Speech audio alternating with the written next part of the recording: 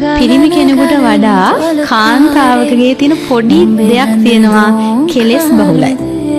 ඒක බුද්ධ වචනේම තියෙනවා.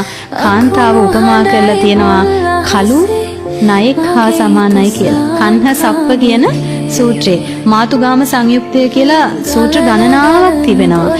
ඒ හැම සූත්‍රයකම බුදුරජාණන් වහන්සේ දේශනා කරලා තියෙන්නේ කාන්තාව තුල පිරිමියෙක් තුල නැති යම් දුර්වල කෙලෙස් තිබෙනවා. විශේෂයෙන්ම කිපෙන සුළු බව, ඊර්ෂ්‍යාව, වෛර බැඳීම, ක්‍රෝධ කිරීම, එකට එක කිරීම, පලි ගැනීම, අනුන්ගේ දේවල් හොයන එක, අනුන්ට නින්දා පහස කරන දේවල්. මම කාන්තාවගේ හොඳ පැත්ත වගේම මේකත් කියන්න ඕනේ නේද? එතකොට බුදුරජාණන් වහන්සේ ඕවා පෙන්වලා දීලා තියෙනවා.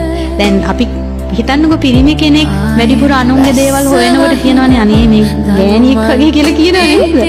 ඒ කියන්නේ ඒ වගේ දුර්වලතා තියෙන්නේ කාන්තාවක් ළඟ තමයි වැඩිපුර තියෙන්නේ කියන එක අපි අකමැත්තෙන් හරි අපි ඒක පිළිගන්නට ඕනේ.